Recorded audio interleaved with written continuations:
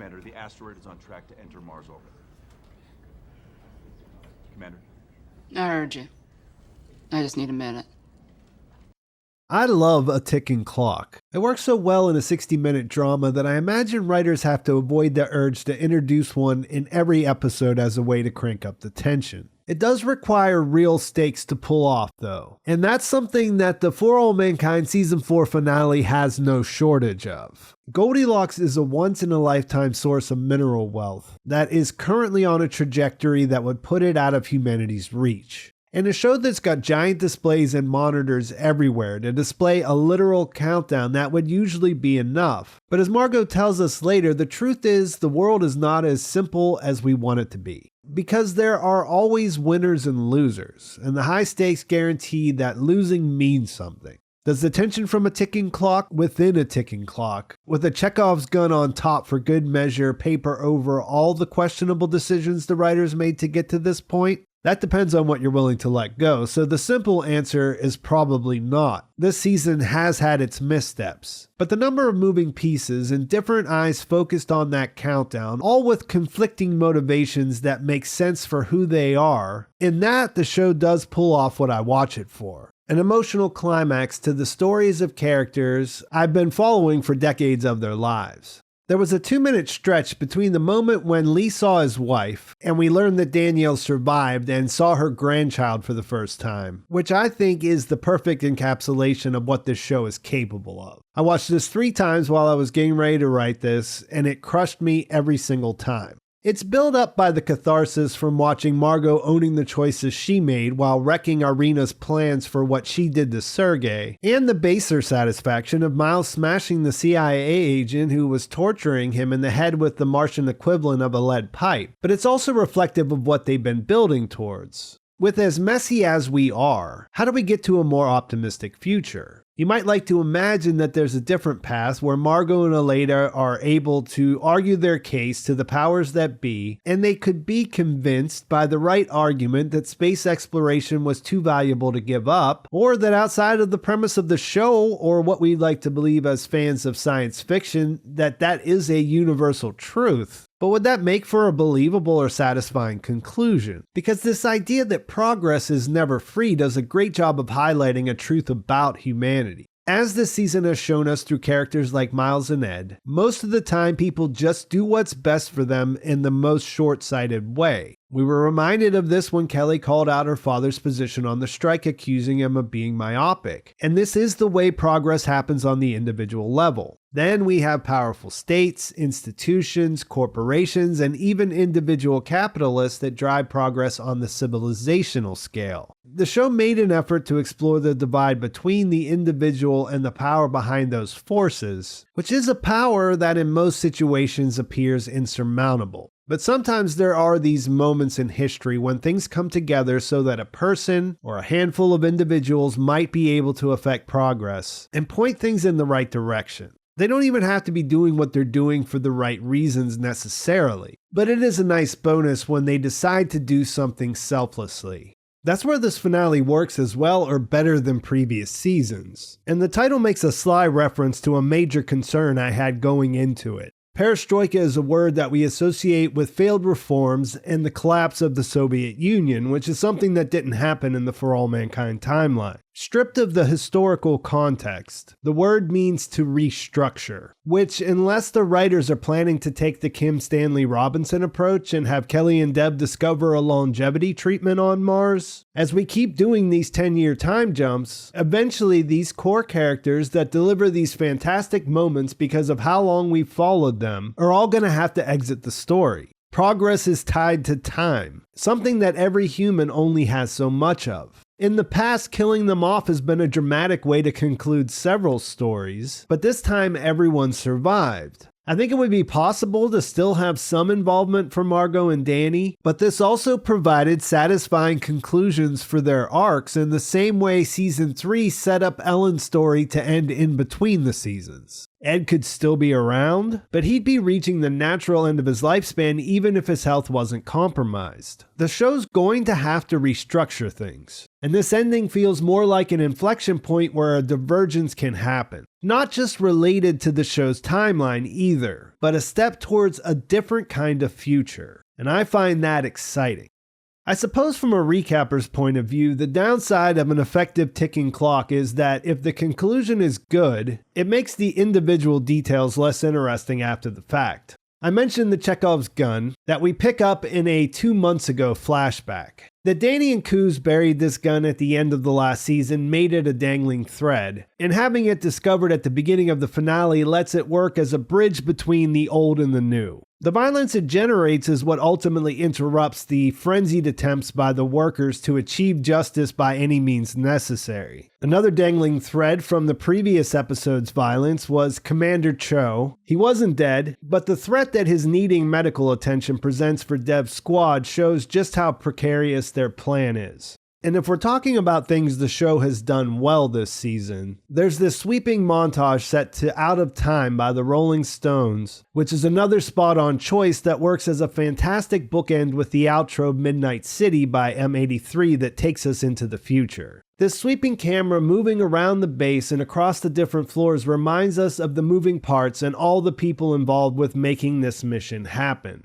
The interrogation of Miles has escalated from a basic roughing up to pretty severe torture in the form of carbon dioxide poisoning. It looks awful, and to his credit, he holds out and refuses to give them what they want. Unfortunately, he reveals a pressure point when he mentions wanting to get back to Earth to be with his family. Later, there's a brief exchange when the CIA agent Mike is talking to Danielle, who without knowing the methods they're using tells them to keep it up because she has a feeling he's involved. This you can forgive her for, because you believe her character would never expect them to be getting physical, but her decision to lock everyone down who isn't mission critical works to show how her thinking is compromised by her desire to complete the mission. And that's not even a knock on her leadership per se, but more of a commentary on how things get mixed up when it comes to the price of progress. The employees don't accept the idea of lockdown quietly, but the goons are able to get them to comply for now. In the process, one of them discovers the North Korean handgun and decides to pocket it rather than turning it in to remind us it's still in play. Bishop returns to threaten Miles' wife for her involvement in the smuggling operation, but assures him that Child Protection Services will look after his kids. This is his breaking point, and he gives up the location of Ghost Comms. Dev overhears Dani talking about it and sends word through a Morse code clicker he's been carrying around and communicating with the crew, telling them to evacuate. They run, with everyone except for Gerardo getting away to the North Korea module. Dani sees how quick Mike is to rough the new detainee up, and when she yells at him about it, he gives her a look that says, "You're not my boss." While all of this was going down, Margo, who was sleeping on the couch in her office, was woken up by an invitation to join Eli in his, where she was surprised to see Irina. Her boss is there to tell her once the asteroid is put on the right path, they'll be returning to Star City, just as Sergei said would happen. She goes to Aleida and pleads with her to go find him and tell him that he's not safe and he has to leave Houston. And with less than 2 hours to go, she drives over there to find out from the hotel clerk that Sergei was found dead after he quote-unquote shot himself.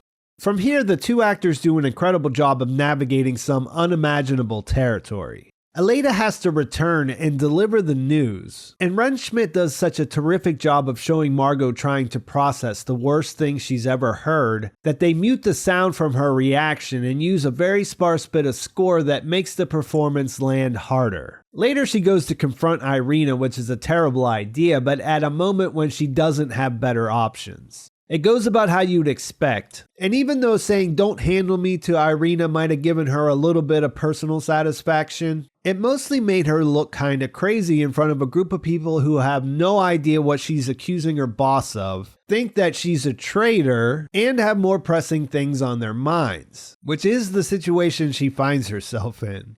The show doesn't linger there long, but there is a short scene with Eli in his office where he has a meltdown in front of Will and Irina because he can't understand why anyone would want to compromise a mission that would change the world. It's of note that as the director of the National Aeronautics and Space Administration, he honestly doesn't know if what they were trying to do with the asteroid would even be possible, and that bringing Goldilocks to Earth will bring an end to the tradition of space exploration that has been the core of NASA's existence. The heads of the space programs of the world's two superpowers, who, by the way, are supposed to operate on opposite ends of the political spectrum, are in this room united in crushing labor and in turn space travel itself, all for a quicker return on investment.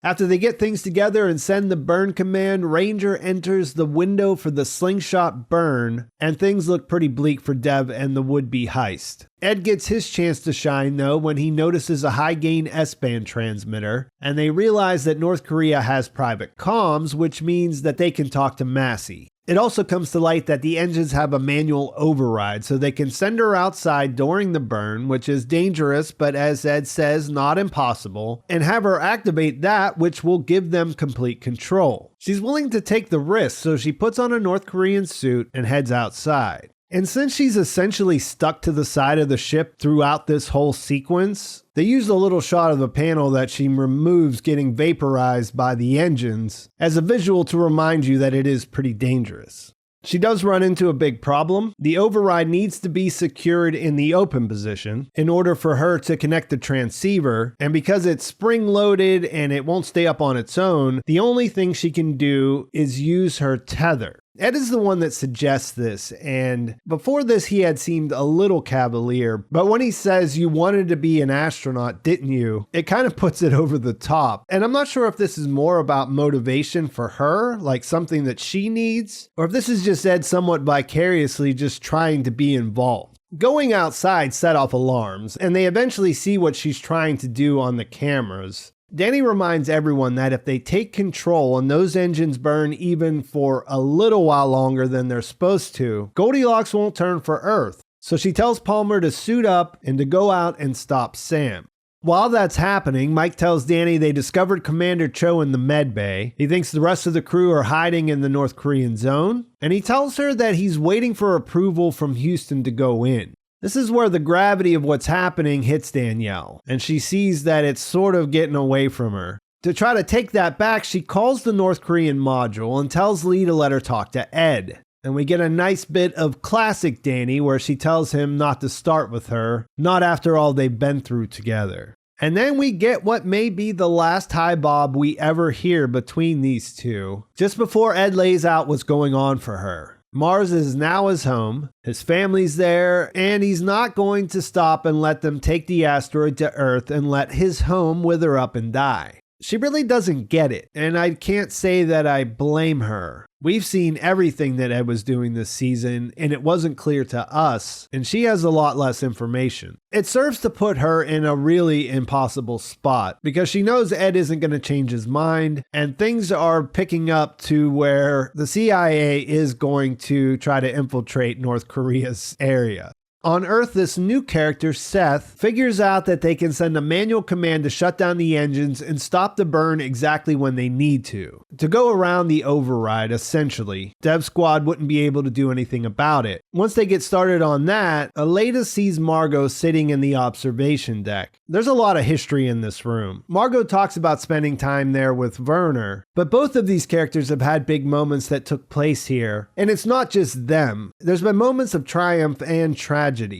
Margo brings up how Werner tried to justify his time as a Nazi with the statement, "Progress is never free. There's always a cost." This is something we saw play out, and essentially the point he was trying to make was that he had no choice. He had to follow orders. This is something that Margo fundamentally doesn't believe, even if some of her decisions were similar to ones her mentor made. And her connection to Aleida and her insistence that there is always a choice reaffirmed this for her. And the effect that Sergei had on her life and the senselessness of his death is making her look at the asteroid situation based on what he believed would happen, which is also the same fear that is motivating Ed and Dev. The M7 will lose interest in space exploration as soon as it gets Goldilocks back to Earth, and that will put an end to everything they've worked for. And I've already talked about this at the beginning, so I don't want to belabor the point. But this and then the voiceover that we hear later as the episode ends really does define the season.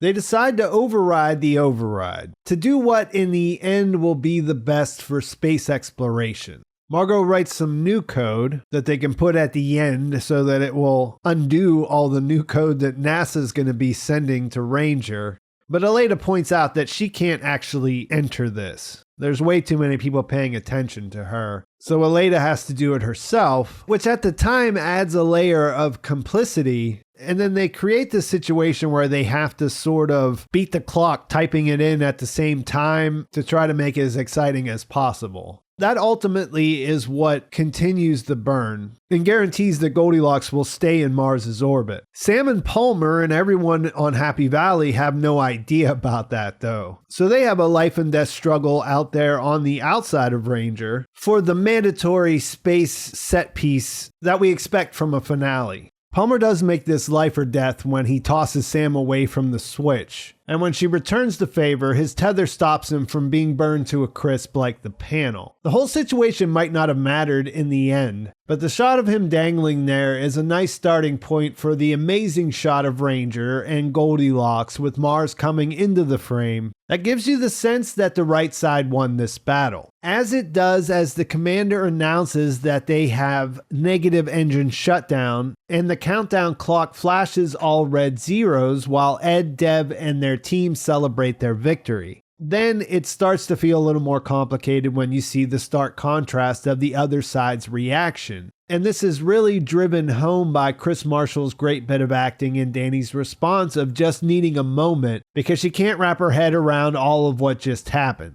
She doesn't snap out of it until she sees the commotion of the raid on North Korea coming together. As the commander, she tries to put a stop to it, but Bishop tells her that his orders come from DOD, which supersedes her command. Then in the one turn I absolutely could not explain, Ilya and his thugs bust in to save Miles and Gerardo. That's not to say an explanation doesn't exist, or couldn't exist, but that it didn't happen on screen. Either way, when they get to safety, word of the raid has gotten out and Miles rallies the workers to intervene, telling them it's time to really remind them who runs this base. On Earth, Irina's KGB senses led her to quickly suss out that Aleida was the one who injected the extra bit of code, and Margo gets her moment to step up and take the blame. Irina looks like she's genuinely shocked, and then promises there will be consequences, and to that Margo just replies that she knows. It's a satisfying moment, and the consequences come quick. The next time we see her, she's being arrested as the Soviet Union has decided to withdraw her diplomatic immunity. All things considered, this is probably preferable to facing justice there, and it sets up an amazing moment where Aleida runs over to give her a hug on her way out that caps their long up and down journey, with Margo assuring her that it'll be okay. As Bishop and his men show up to breach the North Korean zone, Miles and his group arrive to make them fight for it. When the gun finally makes its appearance in the middle of that, it gets fired in a struggle and ends up hitting Dani. It brings an end to the fighting as everyone stops to see if their commander will survive. In the moment, this scene felt like it was cut in a strange way. We do get to see Ed have his moment where he realizes that there might be unforeseen consequences to his decisions as he rushes to Dani's side. Then there's this long shot of the brawlers, which almost seems unnecessary since our concern is with Danielle. They set it up in episode 9 so that you would think that she was going to die based on that call she gives to her stepson. So the fake out here is pretty believable, but I was kind of just trying to figure out what was going on with that hallway shot. But it starts to make sense later when we find out she survived, because I believe what they're trying to convey is the origin of this new community that's being born on Mars in this instant. We also see that back on Earth, when Irina arrives at her office at Roscosmos, the KGB is there waiting for her. And I've already mentioned the absolutely emotional reunion of Dani and her family, and Lee's reunion with his wife, which, as absurd as that is on its face, packed a lot more of an emotional response than I would have thought was possible. It's all held together with this dialogue from Margo, which I've already talked about, that does a good job of reminding us about who this character is and what she tried to do. Of course, we're well aware of all the mistakes she made along the way, but also ties things back to what I was talking about in the beginning. As we see Dev standing there near the crater and we flash out into the future, 2012, we see that the mining is well underway at Kuznetsov Station, which of course is named after Grigory Kuznetsov, who played such a large role last season and was killed in the first attempt to capture an asteroid this season. And it really does feel like there is possibilities for things to be different in the next season. And to be honest, I'm not even sure how I'm supposed to feel about Dev and what his plan might be. He's one of those individual capitalists with enough power to influence civilizational shifts. And I'm all for the side that supports space exploration continuing winning, but I'm still not sure I can trust Dev's motivations. He does seem to have pulled it off, and that fact presents a lot of questions that will have to be answered. I suppose we can take what Margo told Aleida to be true. While there may be a lot of back and forth, the M7 will eventually have to get on board and continue to develop Happy Valley so that they can get their hands on that mineral wealth that made everything so crazy throughout this season. At this time, there's no word that a 5th season has been ordered, so we'll have to wait and see on that. And as I mentioned, there are a lot of questions to answer, but I, for one, am really interested to see where things would go from here. And I think that is a great place to leave things. Please like this video if you enjoyed it. Please subscribe to my channel if you haven't already. And thanks for watching. I'll talk to you soon.